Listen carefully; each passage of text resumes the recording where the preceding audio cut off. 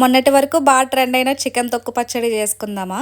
నేను అప్పుడు ట్రై చేసా. చికెన్ ఎక్కువ ఫ్రై చేయడం వల్ల పచ్చడి కాస్త మిక్చర్ అయిపోయింది.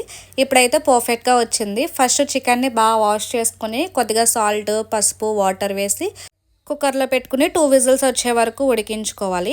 అది ఉడికేలోపు మసాలా అయితే ప్రిపేర్ చేసుకుందాం. బిర్యానీ మసాలా, ధనియాలు, జీరా, గసగసాలు, కొద్దిగా ఆవాలు వేసి బాగా ఫ్రై చేసుకుని మిక్సీ పట్టుకోవాలి.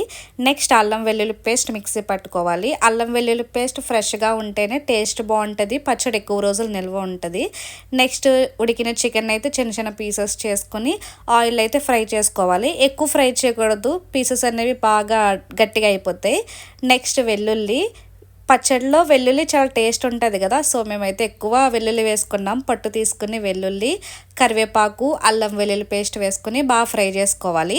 నెక్స్ట్ ఫ్రై అయిన వాటిలో మిక్సీ పట్టుకున్న మసాలా, కారం, సాల్ట్ వేసి ఫ్రై చేసుకోవాలి. ఫ్రై అయిన మసాలాలో మన చికెన్ అయితే వేసుకుని బాగా ఫ్రై చేసుకుని కూల్ అయిన తర్వాత నిమ్మరసం అయితే వేసుకోవాలి. అంతే, సింపుల్ అండ్ టేస్టీ చికెన్ తొక్కు పచ్చడి రెడీ.